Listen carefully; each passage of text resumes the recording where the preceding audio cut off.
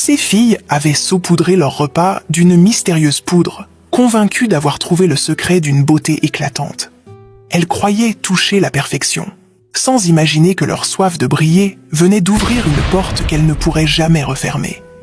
Le vent soufflait doucement ce soir-là sur la petite ville portuaire de Lufaro, un endroit où les bateaux fatigués accostaient chaque soir, chargés de poissons et d'histoires oubliées. Au fond d'une ruelle sablonneuse, éclairée par la lumière vacillante d'un vieux lampadaire, 3 jeunes femmes riaient aux éclats, comme si le monde leur appartenait. Elles s'appelaient Tarela, Imad et Somi. 3 prénoms qui, dans les rues de Lufaro, allaient toujours ensemble. Tarela, la plus audacieuse, avait une façon de marcher qui disait « Je sais ce que je vaux ». Elle rêvait d'une vie pleine de luxe, de tenues éclatantes et de regards admiratifs. Imad, plus réservée, suivait souvent les idées de ses amis sans trop discuter. Elle avait ce regard doux, un peu naïf, qui croyait toujours au miracle. Somi, elle, était l'ombre calme du trio, prudente, observatrice, mais prête à suivre ses amis n'importe où. Elles avaient grandi ensemble dans ce quartier où tout le monde se connaissait. Leur amitié s'était tissée au fil des années, comme un fil solide qu'aucune dispute n'avait pu casser. Elles partageaient tout, leurs vêtements, leurs repas, leurs secrets les plus intimes, et surtout, leurs rêves de grandeur. Chaque soir, après leur petit boulot mal payé, elles s'asseyaient sur le vieux pont qui surplombait le port, les pieds balançant dans le vide, et parlaient de ce que serait leur vraie vie. Une vie où elles n'auraient plus à mendier des faveurs, à compter des pièces pour s'acheter du pain, ou à sourire pour cacher la fatigue. Un jour, je porterai des robes qu'on voit seulement dans les magazines, et les gens s'arrêteront juste pour me regarder, disait souvent Tarela en levant les yeux vers les étoiles. Un jour, répétait Imad dans un souffle doux, comme une prière qu'elle n'osait pas vraiment croire. Un jour, oui, mais il faudra se battre, ajoutait Somi, la voix ferme. Elles avaient fait une promesse silencieuse. Quoi qu'il arrive, elles resteraient ensemble, comme 3 doigts d'une même main. Mais la vie avait d'autres plans pour elles. Lorsque les factures commencèrent à s'empiler, lorsque les petits boulots ne suffirent plus, lorsque les regards des voisins se firent plus lourds que les mots, une évidence s'imposa à elles. Lufaro était trop petit pour leurs rêves. Et un soir, sans trop réfléchir, Tarela lança les mots qui allaient tout changer. On part à Dumaya City, c'est là-bas que tout commence. Le silence qui suivit fut lourd et vibrant. Et dans ce silence, quelque chose s'alluma en elle. Une étincelle, ou peut-être une braise qui allait bientôt tout brûler. Somi regarda le port une dernière fois. Imad essuya une larme discrète. Tarela sourit. Elles étaient 3, liées par la même soif de lumière. Elles ne savaient pas encore que cette lumière pouvait aussi dévorer. Le matin de leur départ, Lufaro semblait plus silencieuse que d'habitude. Même les mouettes qui survolèrent le port criaient plus doucement, comme si elles savaient que quelque chose allait changer. 3 sacs posés à côté d'un vieux banc en bois. 3 jeunes femmes debout, serrant leurs bras contre elles pour contenir une tempête d'émotions. Tarela portait un jean moulant et un haut jaune vif. Ses lèvres brillaient d'un gloss bon marché, mais appliqué avec la précision d'une femme qui voulait conquérir le monde. Dans ses yeux, il n'y avait ni peur ni doute. Juste cette étincelle qui la rendait dangereusement convaincante. Imad, elle, tremblait légèrement. Pas de froid, non. De ce mélange étrange entre excitation et peur. Elle avait toujours aimé sa ville. Les ruelles poussiéreuses, les petites odeurs du marché, la voix familière des vendeuses le matin. Tout cela allait rester derrière. Elle regardait autour d'elle comme quelqu'un qui sait qu'il laisse un morceau de son cœur en arrière. Somi, la plus silencieuse, fixait l'horizon. Elle n'aimait pas trop parler quand elle sentait que le destin approchait. Dans sa tête, 1000 pensées s'entrechoquaient. Des avertissements, des doutes, des souvenirs. Mais elle savait une chose. Elle avait promis de ne pas laisser ses amis seuls. Alors elle partirait, même si son instinct lui murmurait de faire demi-tour. Le bus de fortune qui allait les emmener à Dumaya City toussa 3 fois avant de démarrer. Elles montèrent avec leurs sacs, les yeux brillants. Personne ne parlait vraiment. Dans le silence de ce voyage, on pouvait presque entendre leurs rêves battre à l'unisson. Au bout de 6 heures de route, le paysage changea. Les arbres disparurent peu à peu pour laisser place aux immeubles gris, aux ponts métalliques et aux klaxons impatients. La chaleur était plus lourde ici, presque collante. Dumaya City s'étalait devant elle comme une bête endormie, pleine de promesses et de pièges. « Voilà, on y est !» souffla Tarella avec un sourire qui voulait cacher ses propres peurs.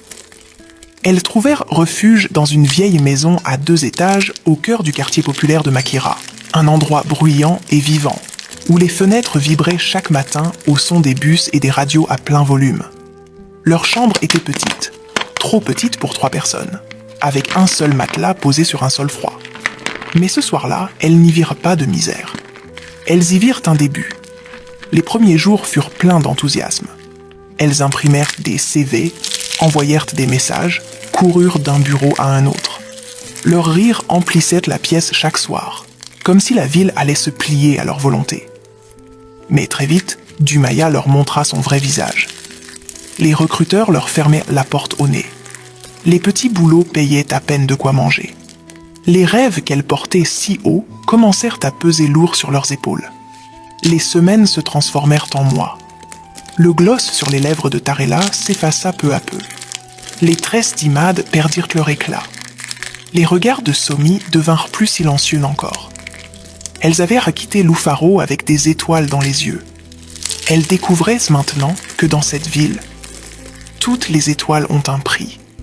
Mais ce qu'elles ignoraient encore, c'est que la lumière la plus brillante allait venir d'un endroit qu'elles n'auraient jamais imaginé. Les soirs de Dumaya City avaient une odeur particulière, un mélange de sueur, de parfums forts et de rêves trop grands pour les murs étroits des maisons. Dans la cour commune de leur immeuble, les voisins riaient, se chamaillaient, cuisinaient dans des marmites noircies par le feu. C'était un chaos familier, sauf lorsqu'elle apparaissait. Adoria. La première fois que Tarella la vit, c'était un mardi soir. Une voiture noire aux vitres teintées s'était arrêtée lentement devant l'entrée. La portière s'était ouverte avec douceur, et une femme était descendue, comme si la rue lui appartenait. Elle avait la peau couleur miel, lumineuse comme si elle portait une lampe sous sa chair. Ses cheveux longs tombaient sur ses épaules, en vagues soyeuses. Son parfum avait traversé la cour avant même qu'elle ne parle. Elle portait une robe rouge ajustée, des talons qui claquaient contre le sol, et un sourire si tranquille que même le vent semblait s'arrêter pour la regarder passer. Toutes les femmes de la cour la regardaient en silence. Certains hommes baissèrent les yeux, d'autres la dévoraient du regard. Adoria ne disait jamais bonjour. Elle n'avait pas besoin de parler pour être remarquée. Chaque soir, une voiture différente venait la chercher. Parfois une berline noire, parfois une grosse Jeep blanche. Et chaque fois, elle revenait avec des sacs de marque qu'aucune des filles n'avait jamais vus de près. Ses perruques semblaient sorties d'un magazine. Ses chaussures brillaient comme des bijoux, et son teint... Oh, son teint! On aurait juré qu'il luisait même dans le noir. Tarella observait cette scène chaque soir à travers la fenêtre fendue de leur petite chambre. Imad, elle, n'osait pas trop parler, mais ses yeux disaient tout. Somi, en silence, se méfiait de cette perfection qui n'avait rien de naturel. « Regarde-moi cette peau », murmura Imad un soir. « C'est comme si elle était née pour être riche », répondit Tarella en serrant les draps entre ses doigts. « Non, personne ne brille autant sans raison », lâcha Somi, son regard fixé sur Adoria comme sur un avertissement. Mais la fascination était plus forte que la prudence. À chaque fois qu'Adoria traversait la cour, les 3 amis se taisaient. Leur cœur battait un peu plus vite.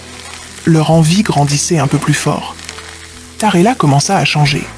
Ses tenues, même simples, étaient choisies avec soin. Imad se regardait chaque soir dans le miroir, essayant de comprendre pourquoi sa peau avait perdu son éclat. Somi, elle, observait et se taisait. Parce qu'au fond d'elle, elle savait qu'un danger invisible rôdait. Mais à cette époque, aucune d'elles ne voulait entendre parler de danger. Elles avaient une faim. Faim de beauté, faim de lumière, faim de cette vie qu'Adoria semblait posséder si facilement. Et cette faim allait les mener là où le retour n'existe plus. Le samedi après-midi s'annonçait comme tous les autres, chaud, bruyant et étouffant. Le marché de Dumaya grondait comme une fourmilière. Des vendeurs criaient des prix à tue-tête, des klaxons fendaient à l'air, et les parfums mêlés de nourriture, de sueur et de poussière s'accrochaient à la peau. Ce jour-là, Tarella, Imad et Somi avaient décidé de se changer les idées. Après des semaines à courir derrière des petits boulots, elles voulaient juste oublier, ne serait-ce que quelques heures, la lourdeur de leur vie. Elles marchaient le long des rues de Yala Avenue, là où s'alignaient les boutiques de mode, les salons de coiffure et les vitrines brillantes qui semblaient toujours leur rappeler ce qu'elles n'avaient pas. Elles avaient à peine franchi la porte d'une boutique qu'elles la virent. Mirayo. Elle se tenait devant un miroir, essayant une robe blanche à la coupe parfaite. C'était une jeune femme à la beauté presque irréelle. Sa peau semblait briller de l'intérieur, comme si chaque pore reflétait la lumière. Elle n'avait pas besoin de maquillage. Ses bras luisaient doucement.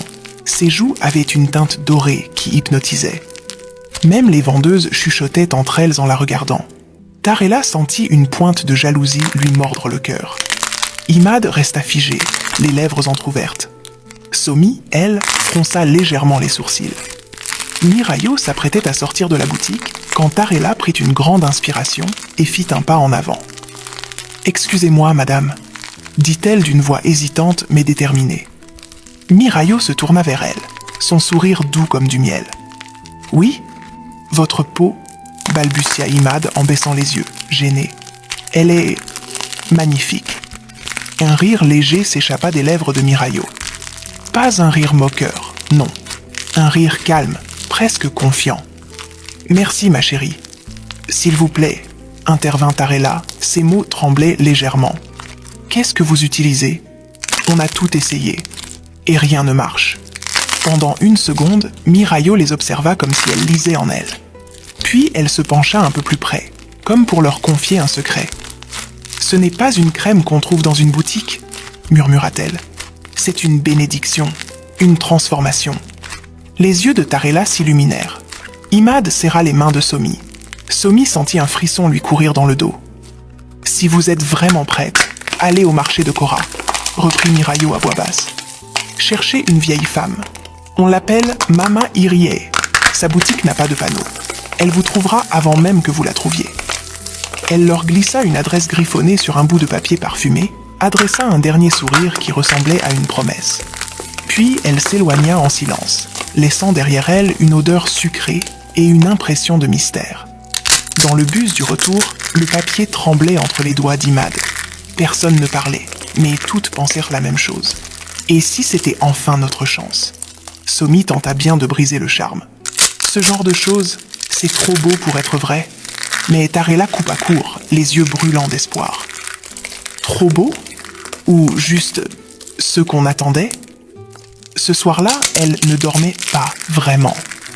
Le visage de Mirayo flottait dans leur tête comme une étoile inaccessible. Et au milieu de leurs doutes et de leurs rêves, une petite voix dangereuse murmurait « Si elle a pu briller, pourquoi pas nous ?» Le lendemain matin, l'air semblait plus lourd que d'habitude. Pas un nuage dans le ciel, mais une étrange sensation, comme si la ville retenait son souffle. Les trois amis sortirent de leur petite chambre sans maquillage, les cheveux attachés à la hâte, leur regard porté vers une seule destination, Cora Market. Cora n'était pas un marché comme les autres. C'était un labyrinthe vivant, des ruelles étroites, couvertes d'ombre, où l'odeur des épices se mêlait à celle des eaux stagnantes. Des marchands au regard méfiant, des pas pressés, des murmures étouffés.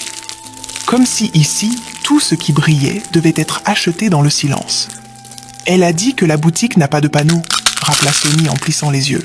« On finira par la trouver », répondit Tarella, déterminée, comme si son avenir dépendait de cette marche. « Où elle nous trouvera », murmura Imad en serrant son sac contre elle. Elles tournèrent dans une ruelle plus sombre que les autres. Là, au fond, entre deux échoppes abandonnées, une porte en bois noir portait une lanterne rouge suspendue au-dessus. Il n'y avait ni nom, ni enseigne. Et pourtant, elles savaient que c'était là. Lorsqu'elles poussèrent de la porte, une clochette grinça doucement. L'intérieur sentait un mélange étrange. Encens, bois brûlé et quelque chose d'indéfinissable. Une vieille femme au regard pénétrant était assise derrière un comptoir de bois poli. Elle portait un foulard rouge profond et un sourire calme, presque trop calme. « Bienvenue, mes filles », dit-elle d'une voix grave et lente, comme si elle récitait une prière oubliée. Les trois amis échangèrent un regard inquiet. « Vous me cherchez depuis ce matin, continua-t-elle avant même qu'elle ne parle. Et maintenant, vous êtes là.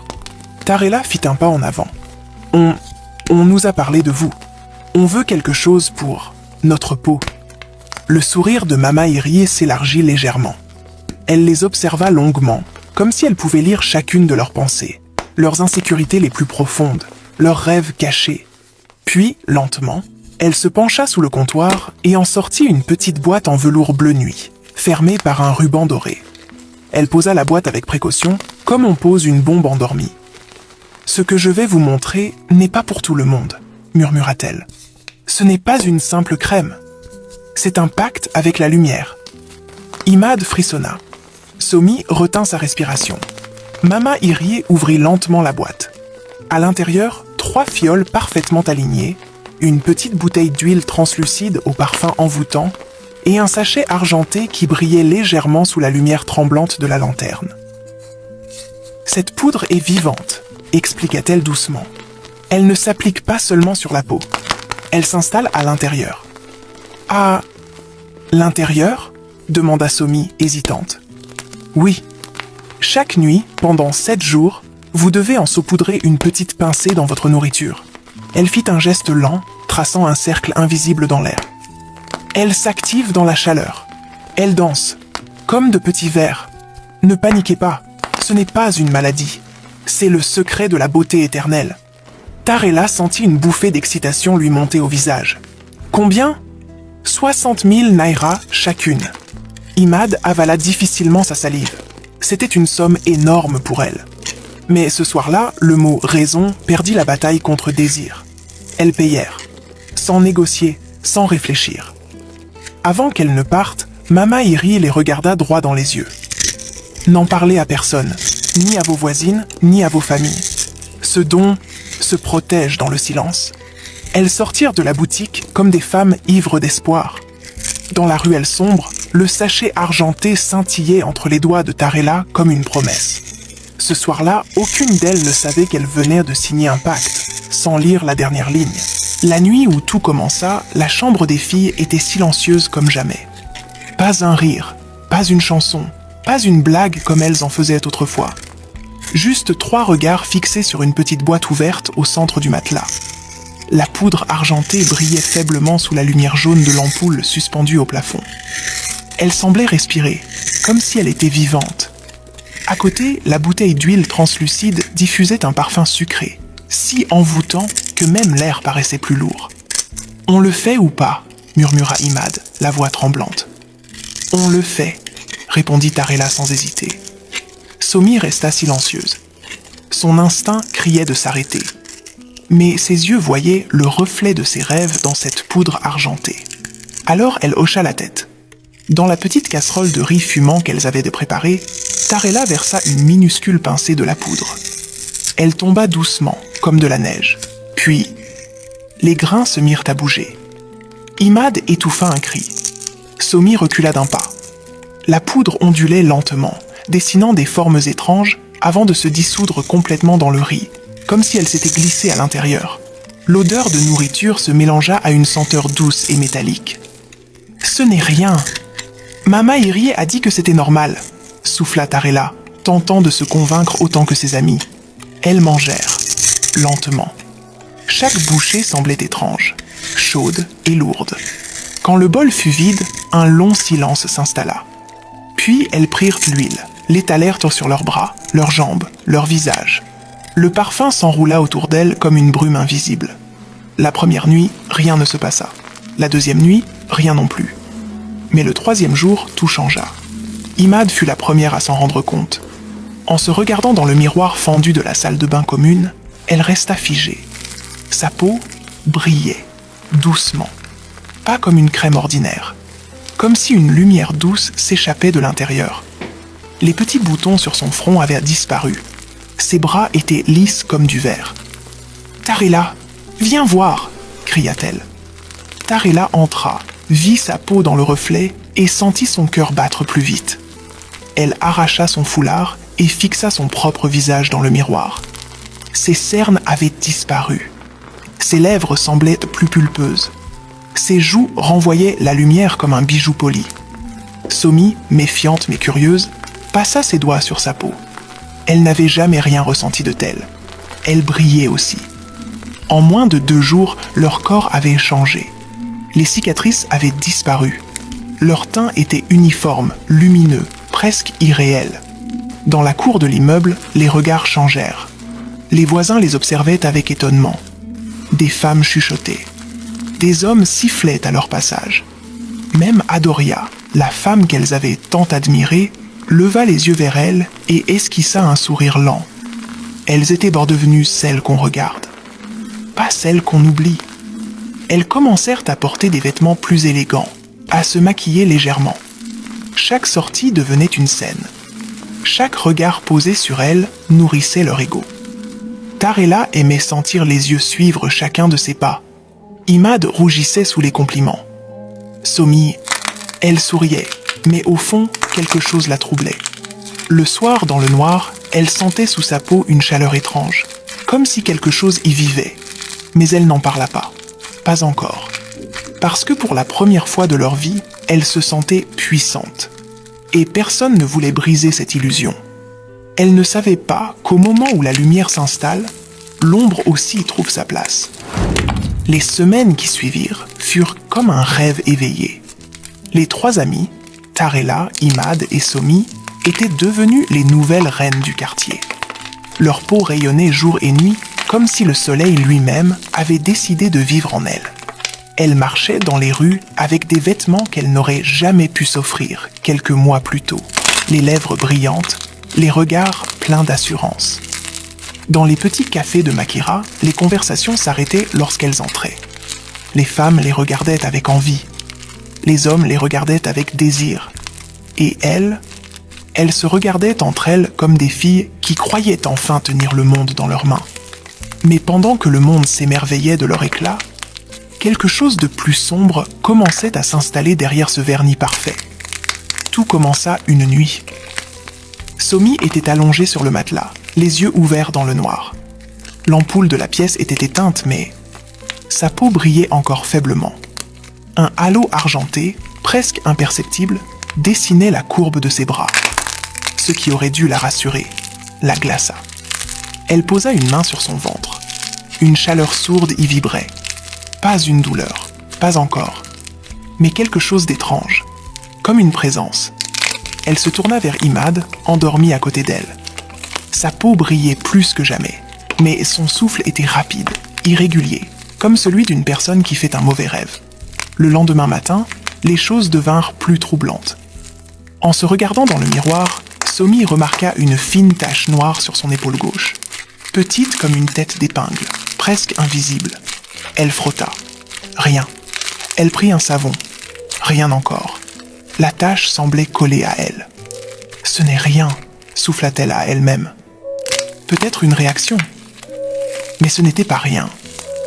Les jours suivants, les taches noires se multiplièrent lentement, comme si une encre invisible remontait à la surface. Elles apparaissaient, disparaissaient, revenaient. Le soir, quand elle fermait les yeux, Somi avait l'impression d'entendre des murmures étouffés sous sa peau, comme si quelque chose rampait doucement dans le silence de la nuit. Pendant ce temps, Tarela vivait sa meilleure vie. Elle avait commencé à fréquenter des hommes puissants, riches et généreux. Elle riait fort, dépensait sans compter, se parfumait comme une reine. Rien ne semblait l'inquiéter. Imad aussi goûtait à cette vie nouvelle, mais plus discrètement. Elle souriait, mais dans ses yeux brillait une lueur fragile, une peur qu'elle ne disait à personne. Elle aussi avait senti cette chaleur sous sa peau. Elle aussi avait vu ces taches, mais elle refusait d'y penser. Puis, une nuit, un incident changea tout. Alors qu'elle rentrait d'un dîner chic dans une voiture climatisée, une vieille femme, Mama Tunde, assise devant la porte de la cour, les regarda passer d'un œil fixe. Elle n'avait jamais vraiment parlé à elle. Mais ce soir-là, elle murmura. Lueur de minuit. Elles s'arrêtèrent, surprises. Qu'est-ce qu'elle raconte encore, marmonna Tarela en roulant les yeux. Faites demi-tour pendant qu'il est encore temps, ajouta la vieille femme d'une voix rauque. Somi sentit un frisson traverser sa nuque. Mais Tarela éclata de rire, secoua ses longs cheveux et continua son chemin. Imad, hésitante, la suivit. Somi, elle, resta quelques secondes de plus, et dans les yeux de Mamatunde, elle vit quelque chose qu'elle n'avait jamais vu avant. De la peur. Les jours qui suivirent, cette peur s'étendit comme une ombre silencieuse dans leur appartement. Les taches noires s'épaissirent. La chaleur dans leur ventre devint pulsation. Et le soir, cette lueur argentée qui les rendait si belles commença à ressembler à une brûlure lente. Elles croyaient avoir trouvé la lumière. Mais ce qu'elles avaient réveillé ne dormait plus. Ce matin-là, le soleil s'était levé, mais l'air dans la chambre semblait figé. Les rideaux bougeaient à peine.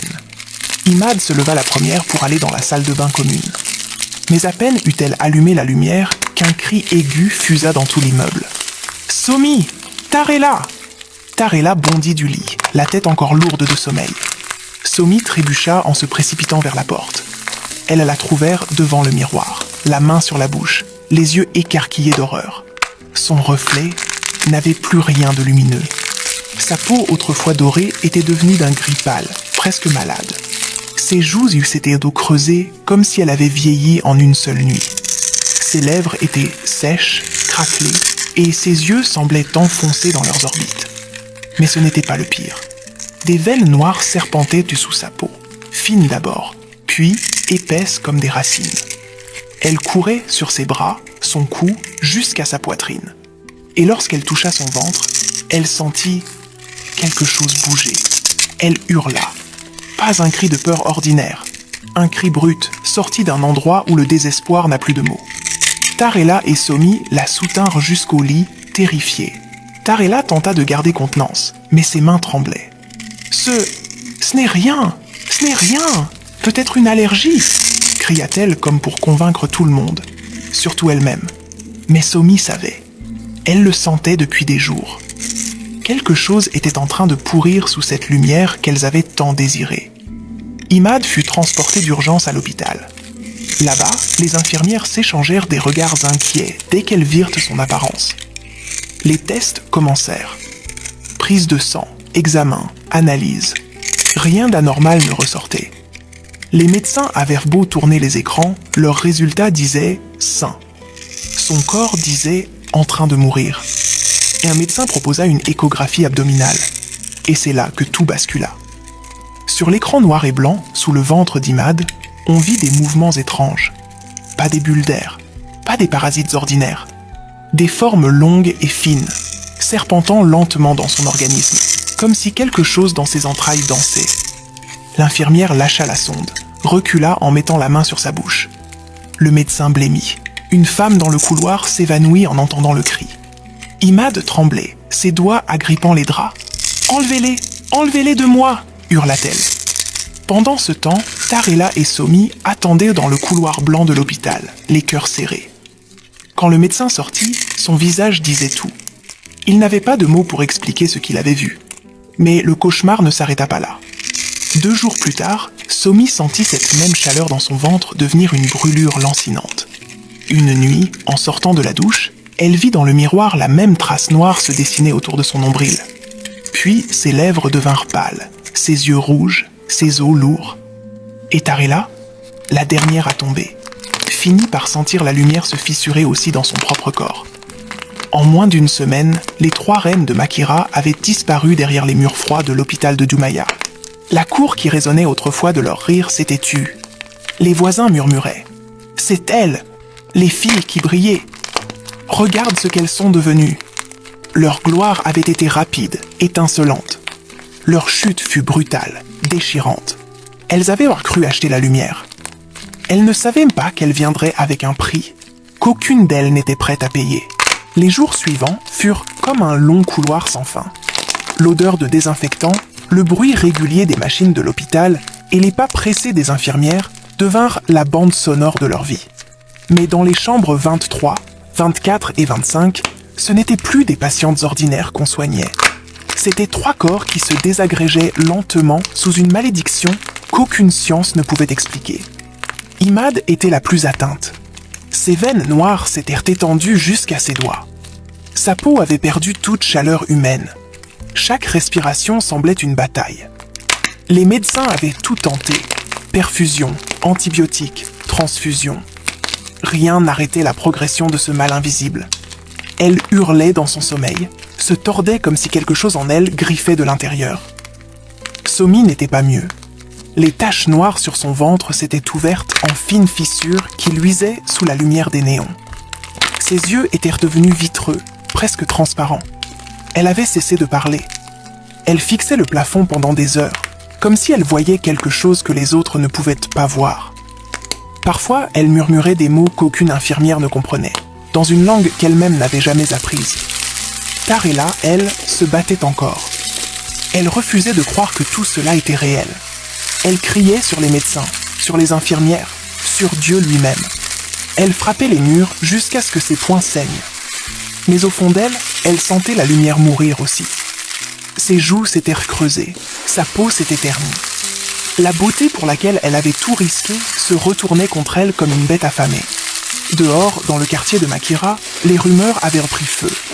Les voisins racontaient à voix basse comment ces 3 filles, qui brillaient comme des diamants, avaient fini à l'hôpital, défigurées et à moitié mortes. C'est la punition. Personne ne brille comme ça sans payer. Elles ont touché à ce qui n'est pas humain. Même les hommes riches qui, quelques semaines plus tôt, leur offraient des téléphones et des appartements de luxe, avaient disparu comme s'ils n'avaient jamais existé. Plus d'appels, plus de messages, plus de secours. Un soir, les parents d'Imad arrivèrent à l'hôpital. La mère tomba à genoux en la voyant. Ce n'était plus sa fille. Ce n'était plus ce visage doux qu'elle avait élevé. C'était un masque pâle, creusé, rongé par l'ombre. Imad, dans un souffle presque éteint, murmura « Maman, je voulais juste être belle ». Ses larmes coulaient lentement sur une peau devenue presque transparente. Les médecins ne savaient plus quoi faire. Les scanners montraient toujours les mêmes images, ces formes mouvantes dans leur ventre, serpentant lentement, comme une danse silencieuse d'un mal ancien. Les médicaments n'avaient aucun effet. Les infirmières priaient en cachette avant d'entrer dans leur chambre. Somi, une nuit, se redressa brusquement dans son lit. Ses yeux semblaient vides, comme si quelque chose d'autre regardait à travers elle. Elle fixa Tarela et murmura d'une voix rauque « La lumière n'était pas pour nous ». Puis elle retomba sur le lit, le souffle court. Ce soir-là, même les murs de l'hôpital semblèrent frissonner. Elles avaient voulu briller plus fort que le monde. Mais elles ne savaient pas qu'il existe une lumière qui dévore. Celle qui ne laisse que des cendres derrière elle. La pluie tombait sur Dumaya ce soir-là, fine et insistante, comme si le ciel lui-même pleurait une vérité qu'il ne voulait pas dire à haute voix. Dans le couloir sombre de l'hôpital, Somi était allongée sur son lit, les yeux ouverts depuis des heures. Elle ne dormait plus. Elle n'espérait plus. Quelque chose en elle, quelque chose de plus fort que la douleur, lui disait que la réponse ne se trouvait pas ici. Pas dans les blouses blanches. Pas dans les machines qui bipaient. Pas dans les médicaments qui ne changeaient rien. Elle devait remonter là où tout avait commencé. Cette nuit-là, elle arracha doucement ses perfusions et sortit de l'hôpital, pieds nus, le visage trempé de pluie. Ses pas la guidèrent presque malgré elle dans les ruelles de Cora Market, là où la vieille Mama Iri les avait accueillis pour la première fois. Mais cette fois, le marché n'avait plus rien de vivant. Les stands étaient hélas vides. Les bâches noires claquaient dans le vent. Les ombres semblaient plus épaisses que la nuit elle-même. Somi avança, lentement, chaque pas faisant craquer une flaque ou une branche. Et puis elle la vit. La lanterne rouge, celle suspendue au-dessus de la porte sans enseigne. Elle était toujours là, oscillant doucement, comme si elle l'attendait. Somi poussa la porte. Elle grinça comme un avertissement. L'intérieur de la boutique semblait différent, plus grand, plus profond. Les murs étaient couverts de draperies sombres. Des bougies brûlaient, projetant des ombres qui bougeaient comme des silhouettes humaines. L'air sentait l'encens et la terre humide. Et au fond, Mama Irié, assise sur le même tabouret, immobile, comme si elle n'avait jamais bougé depuis le jour où elle l'avait rencontrée. « Je savais que l'une de vous reviendrait », dit-elle sans lever les yeux. Sa voix était plus grave, plus lourde, comme celle d'un rocher qui parle.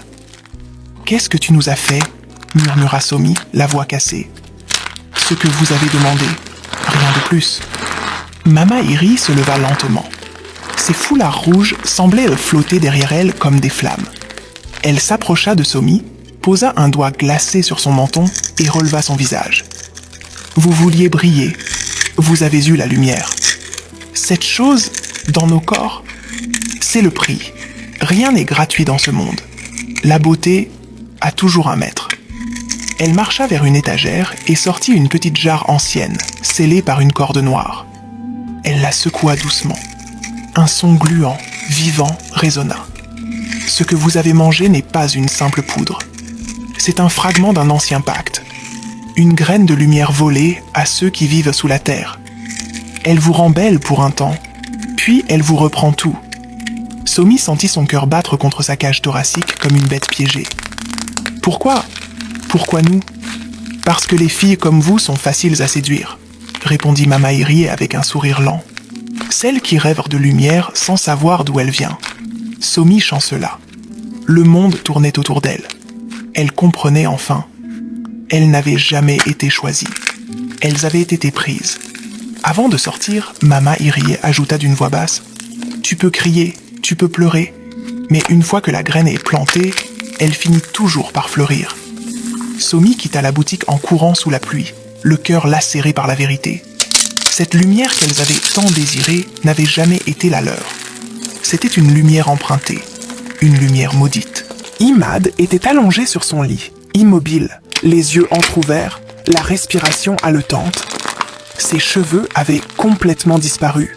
Sa peau était devenue si translucide qu'on distinguait les veines noires courir comme des rivières sous la surface.